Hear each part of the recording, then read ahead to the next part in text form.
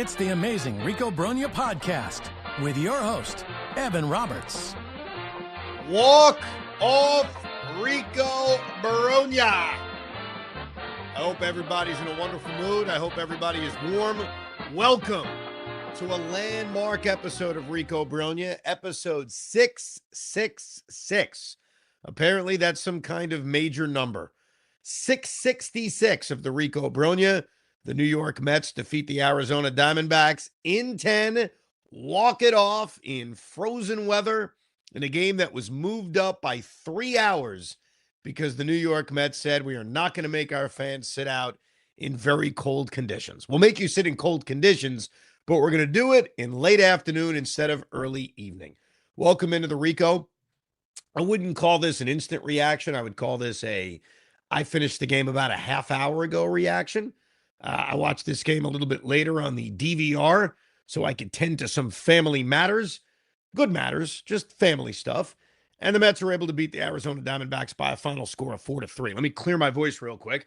Let me start from the very end, and we'll work our way backwards. This is a confession, a little confessional for you. In the bottom of the 10th inning, with Francisco Lindor as the ghost runner, as it's called, the Manfred man on second base, and Bo Bichette at the plate, I thought that Arizona and Torey Lovullo would walk Bo Bichette. Seemed to make the most sense, especially with Tyrone Taylor, Luis Robert Jr., and Brett Beatty due to hit. I was surprised when they decided to attack him. The former Met Paul Sewald attacked him. Like I always say when I disagree with an opponent, it ain't my problem.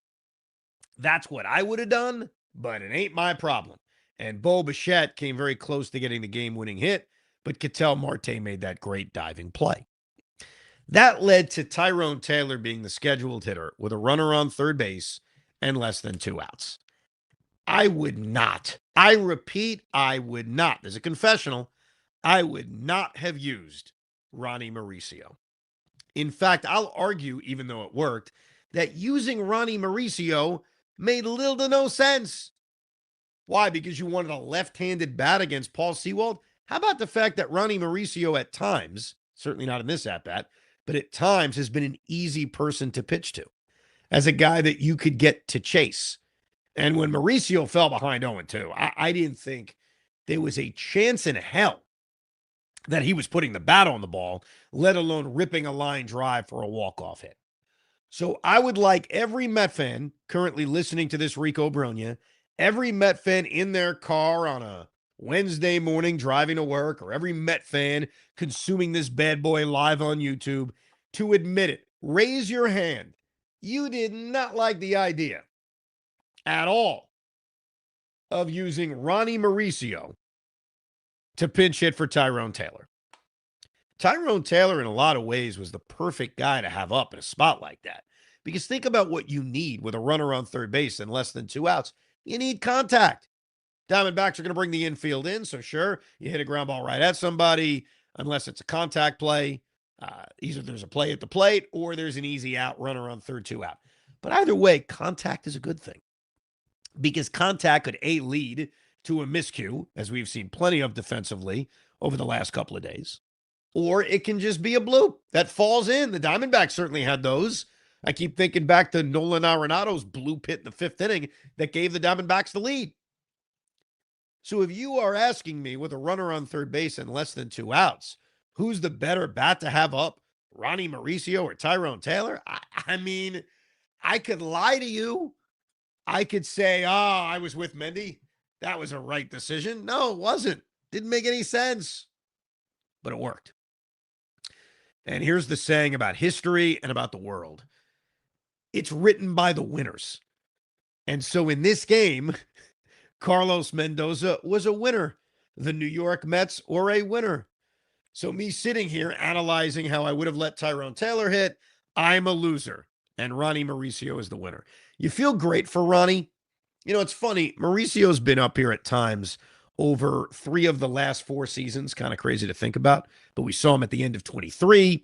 We obviously did not see him in 24 due to the injury. We saw him mostly ride the bench in 2025. And obviously now, with his being called up, with Juan Soto going on the injured list. And he's had big moments. Like in his defense, while I didn't like him in this sequence, I didn't like him in this situation. I think about the home run he hit against, I guess it was San Diego or San Francisco. Like he had some pretty big moments on that West Coast trip last season. He's had some big moments. Like it hasn't been, nothing from Ronnie. So he's had that. They call it the clutch gene. I think that's a stupid term. So let's think of something else. He's had clutch moments as a New York Met. It's not like he's incapable of it. But I think in a sequence in which you're looking for contact, he doesn't make as much sense. The other thing that I didn't like, and I guess you could argue it definitely worked, was pinch hitting for Mark Vientos with Jared Young. That's right. I'm going to cleanse myself on this walk-off victory with all the things I didn't like that actually worked. Like, I'm not telling you things that I didn't like and I'm just finding things to complain about. No, all of these things worked. So consider this my apology to Carlos Mendoza. I wouldn't even say it's an apology. Let this be the cleansing where we could admit that there were things that Mendy did in this game that you didn't like, that didn't make a lot of sense, but by God, it worked. So the sequence with Jared Young was the 8th inning.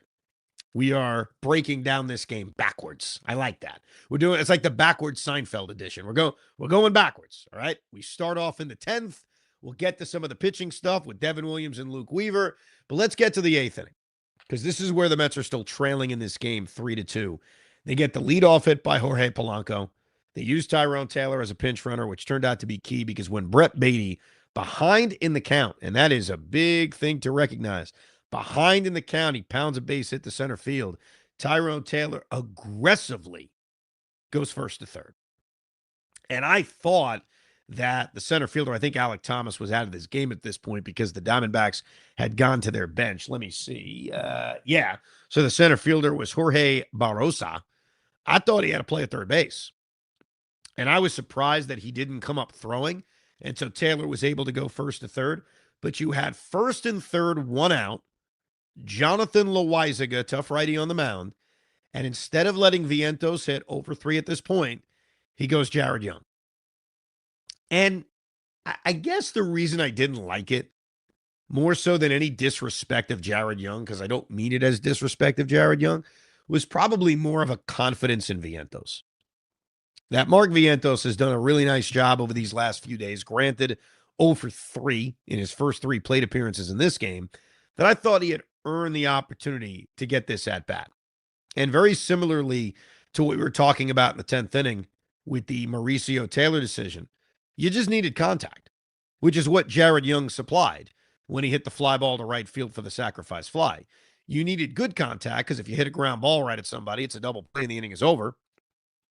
And I think we'd all agree the game would be done if the Mets didn't score in the bottom of the 8th inning. So you needed contact, but you needed hit the ball in the air contact.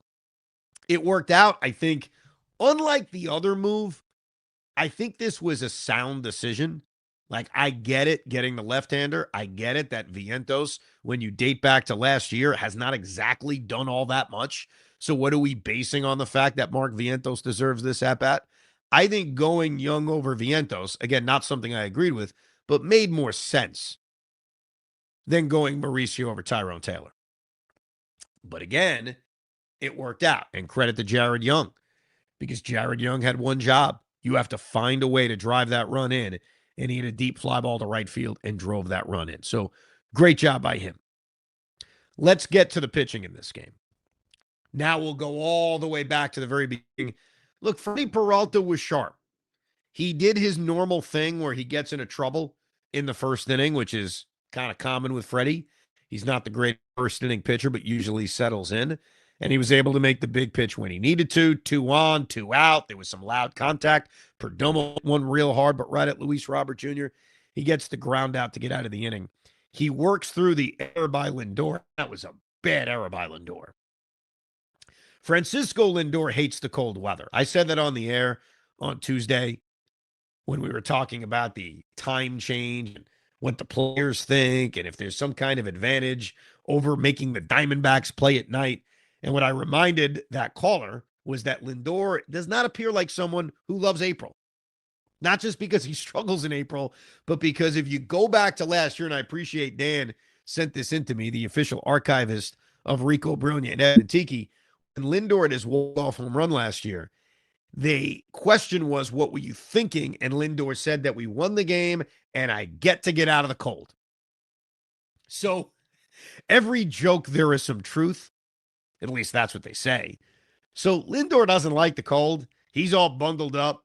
And with one out and nobody on, an easy ground ball off the bat of Vargas, he just flat out boots it. I know the ball came up a little bit on his glove side, but an inexcusable error by Francisco Lindor, and then an inexcusable bunt by Barroso with 2 on and 1 out. I don't know what he was thinking, but Peralta gets a big strike out of Ketel Marte, pitches a 1-2-3 third, pitches a fairly easy fourth that featured a bunt hit with 2 outs, and then you get to the 5th inning. And this is where Freddie disappointed me. I will deal with the 5-inning Freddie jokes because until proven otherwise, that's what he is. And I would have been content with 5 innings from Freddie Peralta. He gets the first 2 outs without a problem, back-to-back strikeouts. And this is where I take the blame. His pitch count after the back-to-back strikeouts was at about 83. And I looked at that pitch count, and I said, boy, I wonder if he could get this last out quick. Do you push Peralta for a 6th? And as soon as that thought went through my mind, Freddie couldn't even get through the 5th. He gives up the base hit to Corbin Carroll. He has the long at-bat to Geraldo Perdomo, and he walks him. His pitch count is at 91. And you can sense after that walk that Freddie wanted to stay in this game and was going to give Mendy an earful if he came out. And I like the fact, I do. This is where I'm going to compliment Carlos Mendoza, the opposite, because it didn't work out, where I appreciate that he gave his ace, because that's what he is for now, the opportunity to get through that 5th inning and face Gabriel Moreno after he put 2 guys on base and his pitch count was 91. But you got to get him out. If you're Freddie Peralta, you have to find a way to get this last out. And he gets ahead of him 1-2, and then he hits him, of all things. And at that point, as much as there was a thought of, can you give him one more batter? Bases loaded, 2 out. It's a walk. It's a hit batsman. Like, he's not getting pounded. Can you give him one shot? You have a 2-0 lead, so there's like a tiny cushion. And the other reason I thought about giving him another batter is that warming up in the bullpen was Huascar Brazoban. And we have pointed this out, that Brazoban's numbers against lefties, not nearly as good as it is against righties. And so we've seen, and I've given these examples in recent Ricos, as I'm going to swiv another little bit of water. Excuse me for a second.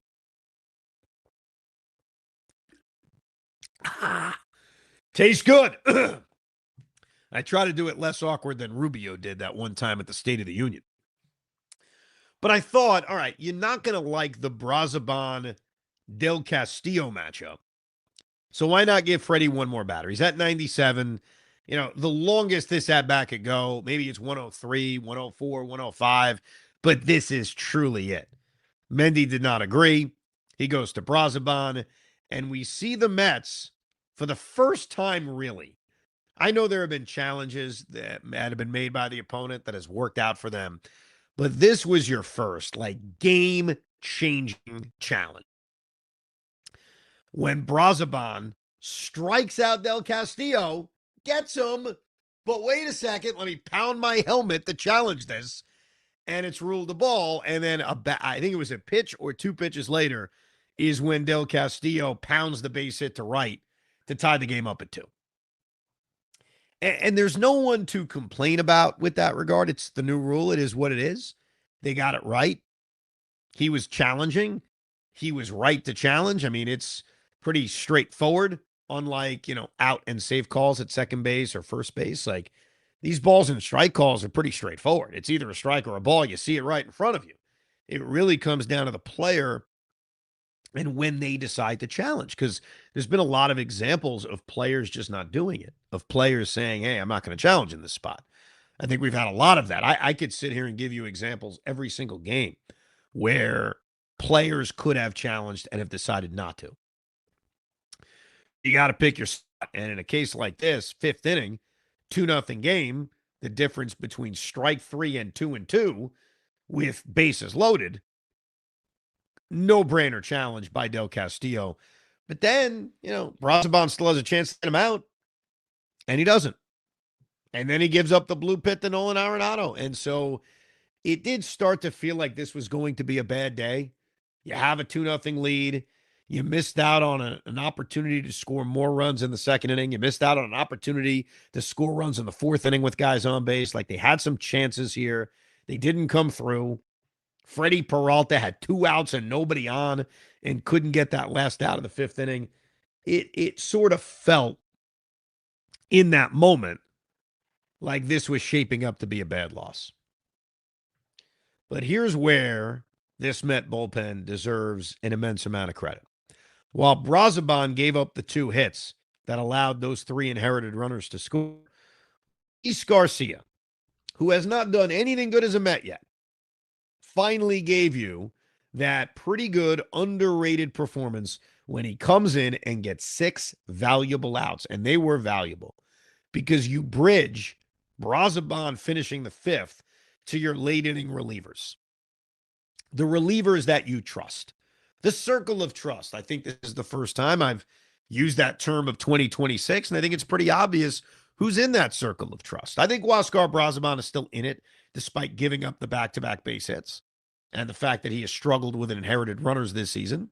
I would still say there's a level of trust with Brazoban, but then you've got Brooks Raley, who we saw pitch the 7th, even pitch the 8th, I should say, in a very non-sharp inning.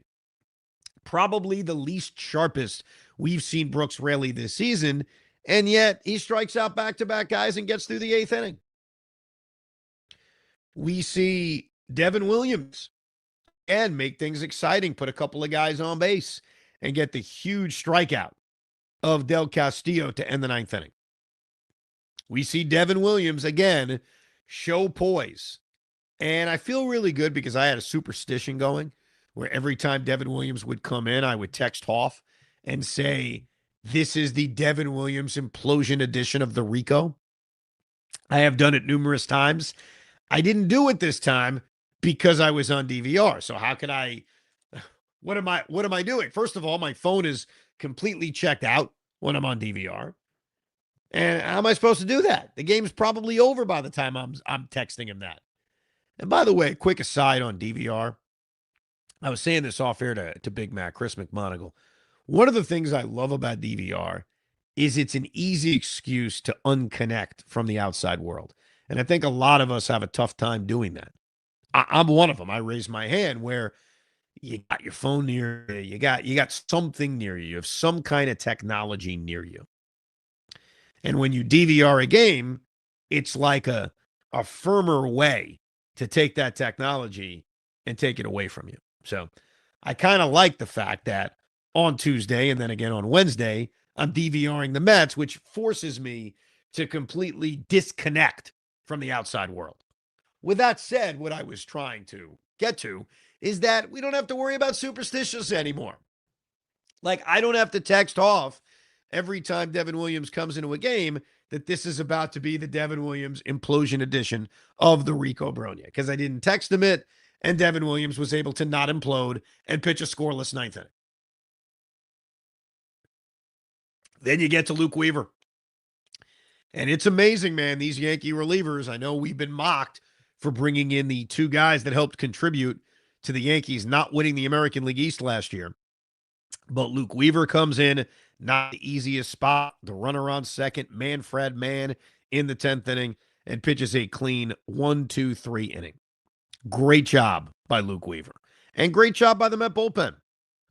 If you add it up, it adds up to 5 1/3 innings of scoreless baseball. But not only that, I'll give you a stat about this Met bullpen. And maybe we give credit to the new administration, the new pitching lab, since Jeremy Hefner is gone. 0 walks. 0. There were 3 walks in this game. They came from Freddie Peralta. The Met bullpen pitched 5 1/3 innings, did give up 6 hits, 0 runs, 0 walks. So excellent work all the way around. And I think when you get to extra innings at home and you also use your bullpen, like the circle of trust part of your bullpen, which questions their availability for game 2 and potentially game 3, especially if they're used again in game 2, that's the game you want to win. You don't want to lose that game. You don't want to give that game away. So great job by the New York Mets bullpen. As far as the offense is concerned, Lindor had 2 good at-bats early in the game. The leadoff hit, which led to the Mets getting their first run of the game. He had a double in the second inning, which really should have been caught by Corbin Carroll. I don't know if it was the sun or if it was the wind, but he missed that ball and then committed a real error, but in my opinion, his second miscue of the play when he made the bad throw into the cutoff man, which allowed Francisco Alvarez to score from first. So that's where the Mets, again, get the benefit of some shoddy defense. We know the Giants certainly had a lot of that in the series in San Francisco, and we saw a little bit of that in this against Arizona. We saw pretty much a quiet offensive performance. They get the run in the first inning on the sac fly by Beatty, and I mentioned earlier they had a lot of opportunities. They had bases loaded, nobody out. Scoring 1 run when you have bases loaded, nobody out with your 4, 5, and 6 hitters coming up, that is a disappointment. I mean, it's better than nothing, but it's a disappointment. So the first run, they should have scored more. The second run was a gift by the Arizona defense, and their next run didn't come till the 8th inning. But it was contact that made it happen. A sac fly by Jared Young. Contact was very important in this game. They ended up striking out 7 times in the 9 1/3 innings that they played, which is, I guess, this day and age, like a pretty good number. But contact matters. We saw it. Their first run was on a sac fly. Their second run was on contact that got kind of judged by the right fielder. Their third run came on a sacrifice fly. And their fourth run was a hit, but it was just make contact with a runner on third and less than 2 out. Contact matters. And the Mets were able to do it. So, nice victory. I can't believe it's 4 in a row. It doesn't even feel like 4 in a row. I don't know why. I don't know if it's that they're missing Soto, which is obviously there's a level of concern. I talked about this a little bit on Evan and Tiki. I'll give you some of it here too. When you look into what calf injuries can turn into, and the recent examples of guys missing 3-4 weeks because of it, sometimes more, coming back and then having a re-injury, it's a scary proposition, which is why the Mets need to be really careful. And look, this lineup, as soon as I wrote the lineup down, I'm scoring the game. I'm still perfect this season, by the way, 10 for 10, 11 for 11 in scoring games. But you write the lineup down, and while it's a deep lineup, because it has Marcus Semien batting 7th, it has Francisco Alvarez batting 9th. It's a deep lineup. It's just missing the things that are going to make the other team scared. Right now, there is nothing in this lineup that would scare your opponent. I think Bo Bichette will eventually get there, and he continues to hit into some hard luck. He was 1 for 5, and that last one could have been a walk-off, could have been his moment that he talked about. Lindor has 2 hits, but his last 3 at-bats were so bad that you don't feel as if he's broken out of this April slump. So what scares you? Jorge Polanco's not scaring you. Luis Robert Jr. is not scaring you. Brett Beatty's not scaring you. Hopefully Mark Vientos, if he becomes the guy we hope from 2024, maybe he scares you. So they missed that without Soto, and it's going to be a couple of weeks. I am very impressed by Robert Jr. He's done such a great job of drawing walks. We've even seen him confidently challenge plays, pitches that are close, and he's challenged them. He had 2 more walks in this game on base 2 more times. I still would like to see him be a little bit more aggressive running the bases. We haven't seen that. And defensively, he's been, I'd say, average, but it's a small sample size. It's 11 games. I thought we saw one real positive out of Carson Bench.